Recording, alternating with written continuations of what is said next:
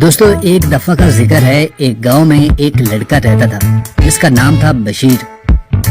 وہ بہت ہی نالائق اور نکھٹو طبیعت کا تھا۔ اس کے اسکول میں استاد اور استانیاں اس سے ہمیشہ ناراض رہتے تھے اور ساتھی مذاق اڑاتے تھے۔ ایک دن بشیر کی اماں اسکول آئیں اور استانی جی سے اپنے پیارے بیٹے کی پڑھائی پر بات کرنا چاہی۔ استانی جی جو پہلے ہی بھری بیٹھی تھی، بشیر کی بے وقوفی اور پڑھائی میں غیر دلچسپی کی داستانیں بغیر لگی لپی رکھے اس کی اماں کو سنا ڈالی کہ یہ اتنا نالائق ہے کہ اگر اس کا باپ زندہ ہوتا اور بینک کا مالک بھی ہوتا تب بھی اس کو نوکری پہ نہ رکھوا پاتا۔ بیوہ ماں پر سکتا سکاری ہو گیا، بغیر کچھ کہے اپنے پیارے بیٹے کا ہاتھ پکڑا اور اسکول سے چلی گئی۔ نہ صرف اسکول سے بلکہ وہ گاؤں بھی چھوڑ کر شہر چلی گئی۔ وقت گزرتا گیا، گاؤں بڑھ کر قصبہ بن گیا اور 25 سال گزر گئے۔ اسکول کی اس استانی کو ایک دن دل میں شدید درد محسوس ہوا۔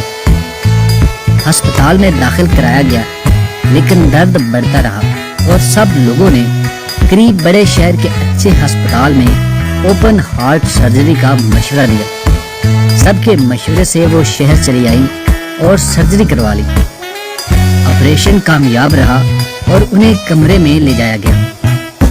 بے ہوشی کی ادویات کے زیر اثر انہوں نے آنکھ کھولی تو سامنے ایک خوبصورت نوجوان مسکراتا نظر آیا۔ اسے پہچاننے کی کوشش کرتے ہوئے یکدم ان کا رنگ نیلا پڑنے لگا۔ انہوں نے انگلی سے ڈاکٹر کی طرف اشارہ کر کے کچھ کہنا چاہا، لیکن شاید مصنوعی آکسیجن بند ہو چکی تھی۔ ڈاکٹر خوف زدہ اور پریشان ہو گیا اور اس نے آگے بڑھ کر انہیں سنبھالنے کی کوشش کی، لیکن استانی جی نے لمحوں میں ہی دم توڑ دیا۔ ڈاکٹر کی آنکھوں میں آنسو تھے۔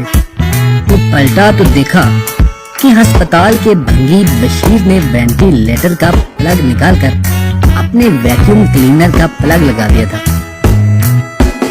اب آپ اگر یہ سمجھ رہے تھے کہ خوبصورت لڑکا وہی سادہ اور بے وقوف سا لڑکا بشیر تھا جس کی ماں نے اس کا ہاتھ پکڑ کر روتے ہوئے گاؤں چھوڑ دیا تھا اور شہر آ کر اس کو ڈاکٹر بنوا دیا تھا، تو پلیز جاگ جائیں، انڈین فلموں کے اثر سے باہر آ جائیں، کیونکہ حقیقی زندگی میں بشیر ہمیشہ بشیر ہی رہتا ہے۔